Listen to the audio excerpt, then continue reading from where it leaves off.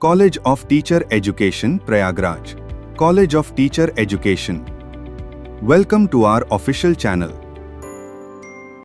नमस्कार मेरे प्यारे विद्यार्थियों, शिक्षा शास्त्र विषय की कक्षा में आप सभी का स्वागत है। मैं स्मिता जायसवाल, अनुदेशक IASE प्रयागराज से।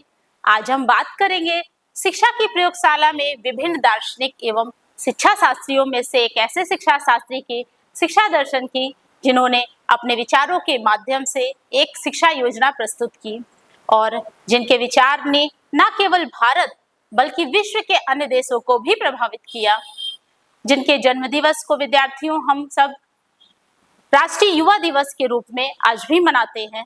जी हाँ विद्यार्थियों, आपने बिल्कुल सही पहचाना। हम बात कर रहे हैं स्वामी विवेकानंद जी के शिक्षा दर्शन की। विद्यार्थियों, स्वामी विवेकानंद जी के शिक्षा दर्शन की चर्चा के द्वारा हम जानेंगे कि किस तरह शिक्षा में आधुनिक जागृत विचारधारा के रूप में इनके विचार दिखाई देते हैं।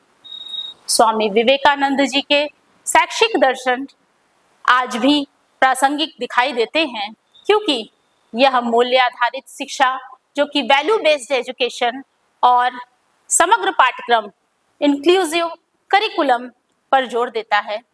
उनका शैक्षिक दर्शन राष्ट्रीय शिक्षा नीति 2020 के जो अध्याय हैं उनमें से स्कूलों में पाठ्यक्रम और शिक्षण शास्त्र अधिगम समग्र एकीकृत आनंददायी और रुचिकर के रूप में दिखाई देता है। सर्वप्रथम हम स्वामी विवेकानंद जी के शैक्षिक दर्शन को विभिन्न रूपों में देख सकते हैं, जिसमें स्वामी विवेकानंद जी का प्रभावशाली परिचय, उनके अनुसार शिक्षा का अर्थ, शिक्षा के उद्देश्य, पाठ्यक्रम, शिक्षक की भूमिका, शिक्षण विधि, छात्र, इसके साथ ही छात्र का अनुशासन, विद्यालय का वातावरण, जन शिक्षा, नारी शिक्षा और शारीरिक शिक्षा। इसके साथ साथ उन्होंने तकनीकी और व्यावसायिक शिक्षा और धार्मिक और नैतिक शिक्षा के बारे में भी बताया, उसकी भी चर्चा करेंगे। विद्यार्थियों, यह वीडियो स्वामी विवेकानंद जी के शिक्षा दर्शन का भाग 1 है, जिसमें हम स्वामी विवेकानंद जी का संक्षिप्त परिचय और शिक्षा का अर्थ और शिक्षा के उद्देश्य को देखेंगे। और इसके अगले भाग में हम आप लोगों को जो भाग 2 हम लोग देखेंगे उसमें पाठ्यक्रम, शिक्षक की भूमिका, शिक्षण विधि, कक्षा का वातावरण, छात्र, नारी शिक्षा, जन शिक्षा, तकनीकी और व्यावसायिक शिक्षा, साथ ही धार्मिक और नैतिक शिक्षा की बात हम अगले पार्ट में करेंगे। तो विद्यार्थियों, स्वामी विवेकानंद जी के कुछ विचारों की चर्चा आइए हम सर्वप्रथम करते हैं उनके प्रभावशाली सामान्य जीवन परिचय से। स्वामी विवेकानंद जी के सामान्य परिचय की हम जब बात करें तो संक्षिप्त परिचय ही यहाँ बताएंगे। इनका जन्म 12 जनवरी 1863 को कलकत्ता में हुआ था और इनकी मृत्यु सन 1902 में हुई थी। और इनके पिताजी का नाम विश्वनाथ दत्त, जो कि एक प्रसिद्ध वकील थे। इनकी माता का नाम भुवनेश्वरी देवी, जो कि धार्मिक प्रवृत्ति की महिला थी, गृहिणी थी। और स्वामी विवेकानंद जी के बचपन का नाम नरेंद्र दत्त था। इनकी हम प्रारंभिक शिक्षा को देखें विद्यार्थियों तो यह विद्यालय में हुई और बचपन से ही ये पूजा पाठ में बहुत रुचि लेते थे।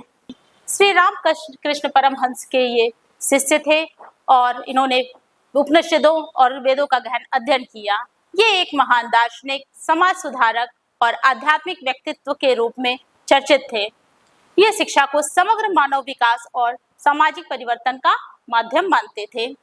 उनका शैक्षिक दर्शन वेदांत के सिद्धांतों पर आधारित था। विद्यार्थियों, ये बहुत ही महत्वपूर्ण है। इनका जो वेदांत का सिद्धांत है ये बहुत ही महत्वपूर्ण है, इसको ध्यान रखिएगा। इन्होंने औपनिवेशिक युग की शिक्षा प्रणाली की आलोचना की और कहा कि ये मानसिक दास पैदा कर रही है, इसलिए इन्होंने मनुष्य निर्माण की शिक्षा का प्रस्ताव रखा। अक्सर पूछा जाता है विद्यार्थियों, मनुष्य निर्माण की शिक्षा का प्रस्ताव किसने रखा? स्वामी विवेकानंद जी ने। तो मनुष्य निर्माण की शिक्षा का प्रस्ताव इन्होंने रखा, जिसमें शारीरिक, मानसिक और आध्यात्मिक विकास का समन्वय हो। उनके यह विचार वर्तमान में भी प्रासंगिक है।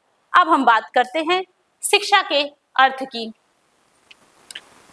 स्वामी विवेकानंद जी के अनुसार शिक्षा का अर्थ क्या है? उन्होंने बताया, मनुष्य की अंतर्निहित पूर्णता की अभिव्यक्ति करना ही शिक्षा है।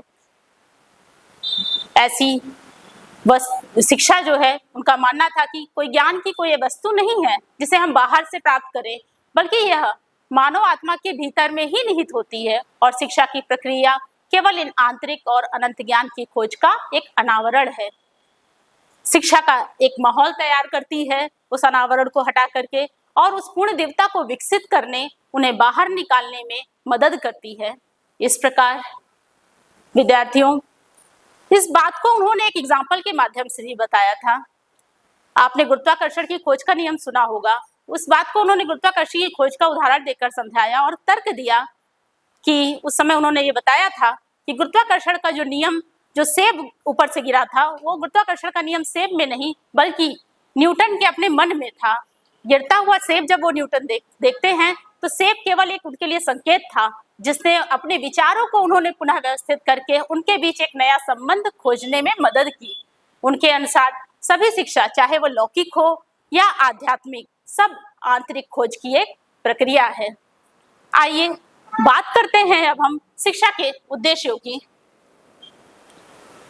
स्वामी विवेकानंद जी ने शिक्षा के उद्देश्यों को कई तरीकों से, कई रूपों में बताया। उन्होंने शिक्षा के उद्देश्यों में सबसे पहला महत्वपूर्ण मनुष्य का निर्माण करना बताया। मनुष्य के निर्माण के संदर्भ में उन्होंने कहा कि ऐसी शिक्षा जो चरित्र बनाए, हमारी मानसिक शक्ति को बढ़ाए और अपने पैरों पर खड़ा कर सके। अगला उनका जो उद्देश्य था शारीरिक विकास का, उन्होंने शारीरिक विकास को भी महत्वपूर्ण माना। शिक्षा ऐसी हो जो व्यक्ति का शारीरिक विकास करे। उन्होंने कहा कि किसी तरह का ज्ञान प्राप्त करने के लिए स्वस्थ शरीर की आवश्यकता होती है, जिससे बालक भविष्य में निर्भीक बलवान योद्धा के रूप में गीता का अध्ययन कर देश की उन्नति कर सके। अर्थात बल ही जीवन है और दुर्बलता मृत्यु है। अगला उद्देश्य उन्होंने चरित्र निर्माण का बताया। विद्यार्थियों, चरित्र निर्माण के संदर्भ में उन्होंने कहा कि अपना चरित्र का निर्माण करो और अपनी प्रकृति के स्वरूप को, उस अंतर्मन ज्योतिर्मय उज्जवल नित्य स्वरूप को प्रकाशित करें तथा प्रत्येक व्यक्ति में उसी आत्मा को जगाओ। उनका कहना था कि सब व्यक्ति में उसकी आत्मा को हमें जगाना चाहिए। अगला प्रमुख उद्देश्य जो था वो आत्मनिर्भरता का था। आत्मनिर्भरता के संदर्भ में उन्होंने कहा विद्यार्थियों की व्यवसायिक कुशलता के माध्यम से ही आर्थिक स्वतंत्रता हमें प्राप्त हो सकती है, इसलिए हमें आत्मनिर्भर होना चाहिए, शिक्षा ऐसी हो। अगला उद्देश्य उन्होंने सामाजिक उत्थान बताया। शिक्षा का उद्देश्य सामाजिक उत्थान करना था, जिसके लिए उन्होंने महिलाओं और वंचित वर्गों को सशक्त बनाकर सामाजिक असमानता को समाप्त करने पर बल दिया। जब समाज में असमानता दूर होगी तो अपने आप देश उन्नति की ओर जाएगा। अगला प्रमुख उद्देश्य उन्होंने आध्यात्मिक विकास को बताया, जिसमें उन्होंने स्पिरिचुअल डेवलपमेंट की बात की, अर्थात आत्म साक्षात्कार करना, जिसमें आत्मा परमात्मा की दिव्यता को समझ सके। और इसके साथ ही अगला उनका उद्देश्य जो शिक्षा का प्रमुख उद्देश्य था, राष्ट्रीयता की भावना का विकास करना, जिसमें प्रत्येक भारतवासी अपने सांस्कृतिक विरासत पर गर्व करे। जब विद्यार्थी अब हम अपने राष्ट्र के संदर्भ में कार्य करेंगे, अपने संस्कृति को समझेंगे, तो हमारे अंदर अपने आप ही अगला उद्देश्य पूरित होगा, विश्व बंधुत्व की भावना का विकास होगा। शिक्षा का सबसे महत्वपूर्ण उद्देश्य जो कि राष्ट्र की भावना से उठ करके, राष्ट्रवाद की भावना से उठकर वसुधैव कुटुंबकम की भावना का विकास करना है। स्वामी विवेकानंद जी के अनुसार विश्व के प्रति हमारा बड़ा कर्तव्य है, हम उसके ऋणी हैं, विश्व हमारा ऋणी नहीं है। यह बड़े सौभाग्य की बात है कि हमें विश्व के प्रति कुछ करने का अवसर मिले। इसी के साथ ही विद्यार्थियों, इन्हीं शिक्षा के उद्देश्यों की पूरित करते हुए हम अपने लक्ष्यों को प्राप्त कर सकते हैं। और उन्होंने कहा था, चरे वेती, चलते चलो, आगे बढ़ते चलो, जब तक कि लक्ष्य की प्राप्ति ना हो जाए। हमने स्वामी विवेकानंद जी के कुछ शैक्षिक विचारों पर विस्तृत चर्चा कर उनके विचारों को समझने का प्रयास किया। हमें विश्वास है विद्यार्थियों कि आपकी समझ इस वीडियो से कुछ पूर्ण हुई होगी। अगले वीडियो में हम इसका नेक्स्ट पार्ट जो कि हमने आपको बताया उसको साझा करेंगे और रोचक और ज्ञानवर्धक जानकारी के साथ फिर मिलेंगे। धन्यवाद।